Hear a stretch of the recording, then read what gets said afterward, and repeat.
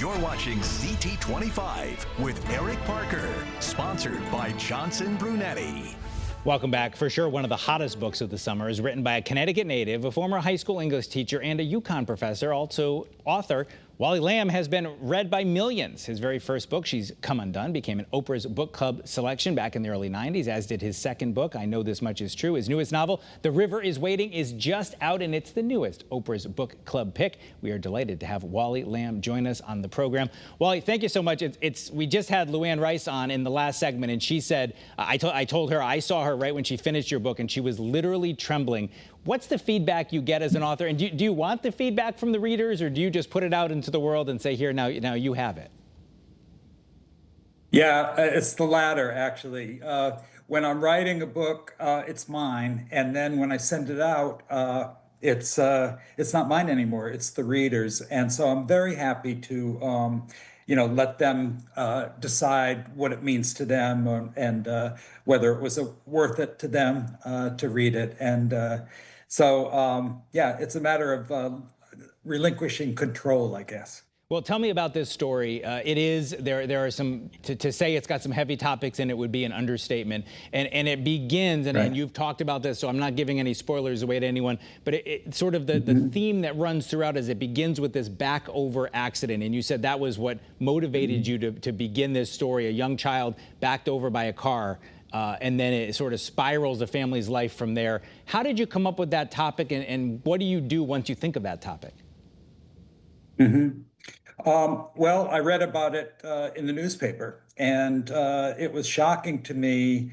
I had heard of this kind of thing, or similar accidents involving children, the death of kids, but I had never read that detailed about it. And this article said that 9 times out of 10, the child will survive a back over accident, but there is 1 time out of 10 when that will not happen. And it freaked me out. At the time, we had a toddler, first grandson, and so I remember calling up my son, his father, and he was in New Orleans. They live in New Orleans, and I said, Jared, I just bought a new car. It's got a backup camera.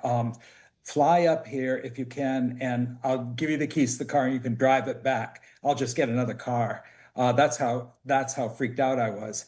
But then as what happens lots of times, my fear sort of turns into it takes a creative turn, and I started writing about a guy who's 36 years old and does this.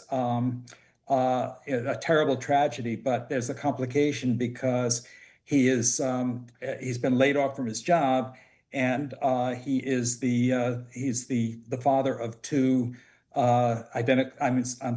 fraternal twins, and one of the children is killed. The complication is that he has been drugging and drinking when he got behind the wheel.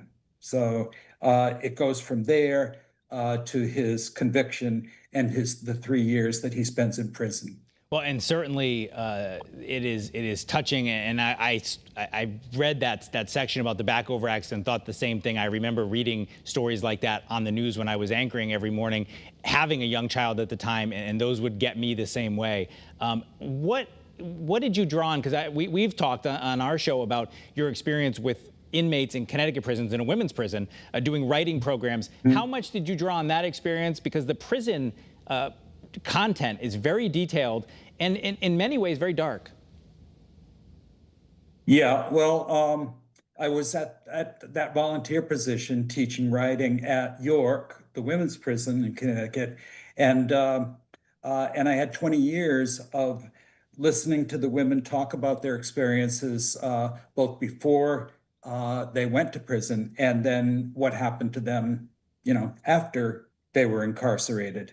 And so, I taught them some things about writing, but they taught me so much more about life and about how, nobody plans to go to prison, but they taught me you know, by their writing primarily, but also in discussion about how your life gets derailed, and sometimes it's just one thing that you do that you're convicted of. So it was a wonderful experience for me, and I got to see, you know, I was a teacher all my adult life. I taught high school and then at UConn for a bit.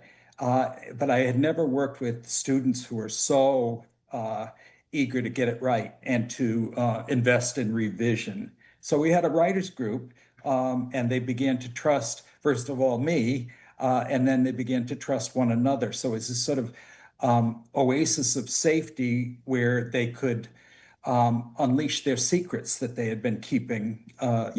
Sadly, there's a lot of incest involved with people women in particular, who end up in prison for, Well, sort of one thing or another. the details are striking, and for people who are watching here, the Connecticut references are throughout the book. You'll recognize a lot of places, maybe a little twist on a name or a little twist on a fact, but a lot of Connecticut places as well. Oprah selected it as a book club selection. She called you a magician of words. Wally Lamb, we're so thrilled to have you here with us, and we hope to have you back again soon. Thank you so much for being with us. My pleasure. Thank you, Eric. And the book there, you saw it, The River is Waiting. Wally Lamb, available now. You can check it out.